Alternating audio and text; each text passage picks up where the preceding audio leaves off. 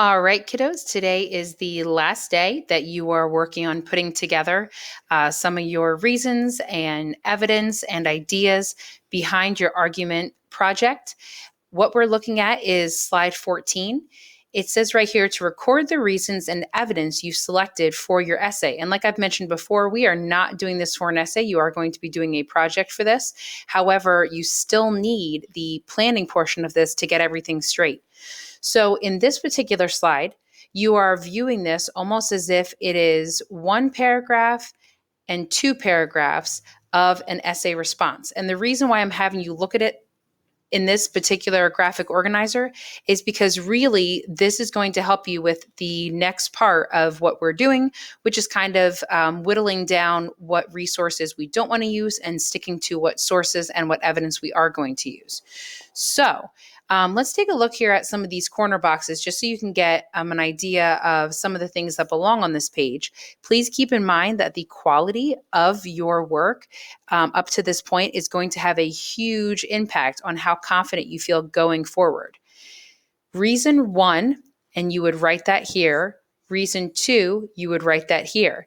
I have a little asterisk here which says these 2 reasons will compromise your thesis or comprise your thesis, not compromise.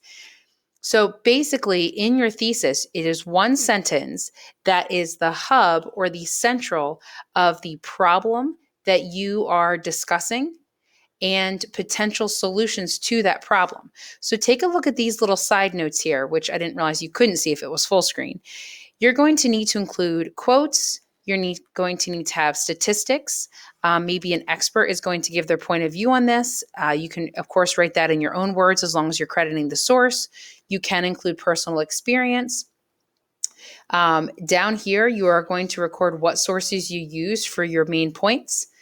And then we're going to keep it nice and tidy within these boxes. So let's see about kind of doing an example here.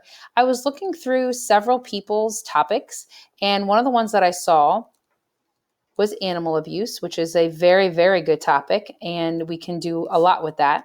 So say my topic was animal abuse, and right here, I'm going to write down a reason it's a problem, and then of course I would include my evidence.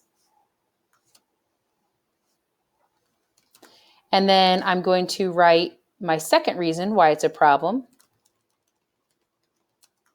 going to include my evidence. And of course, I would use, my ICE strategy if I was doing this in a formal essay. So I would include my textual evidence with proper citation. I would explain and analyze it. And then, of course, we have to talk about the possible solutions.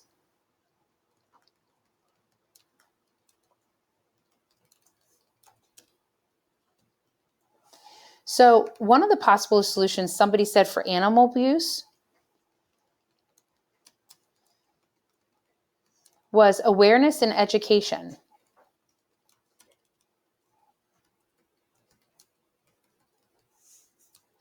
Awareness and education simply means that you are helping people understand why the problem is a problem, why animal abuse is not ethical, why it's not good. And then from there, you would expect people to take responsibility and then to act differently, right? So you're trying to get rid of the problem by educating people.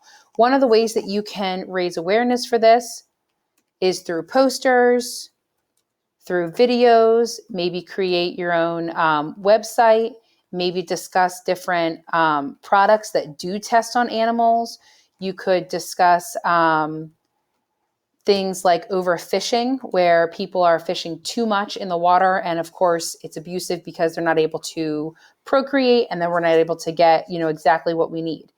And then, of course, for number 2, maybe instead of awareness and education, maybe you could say you're going to visit an animal shelter, and maybe at the animal shelter, you are going to discuss with the workers there, if they have any expert opinions on what they see come in and why people can abuse animals and what they do to combat that. And of course, then I would need to use my sources down here, which I should be able to find extremely easily if I went back and I looked at slides 12 and 13. So what I'd like you to do for today is just slide 14, right? You're at a spot where you're kind of fidgeting with your final explanation and analysis. If you would like any input, like if you feel stuck, you can certainly ask me a question in your assignment, or you can email me. That's fine too. And remember then, these two reasons will become your one thesis statement. So you would say animal abuse is a worldwide problem, though many are working to fight against it, such as providing education and temporary foster homes for animals, right? Like it would be much more beautiful than that because, I'm just trying to think of something on the fly, but that would give you a good idea of what we are looking for. After we are done this slide, this is where like the actual fun begins, where you're going to tell me what theoretically or what actually you are going to do for this project. And I'm going to give you a couple ideas for that, some possibilities on Monday. So your job today is to go through and to create a space for your information as if you were writing it as an essay, looking at, quote unquote, paragraph 1, quote unquote, paragraph 2, organizing your reasons and evidence, and of course, recording your sources as you go. I hope you guys have a really, really good day. I hope you take a break this weekend and don't overwork.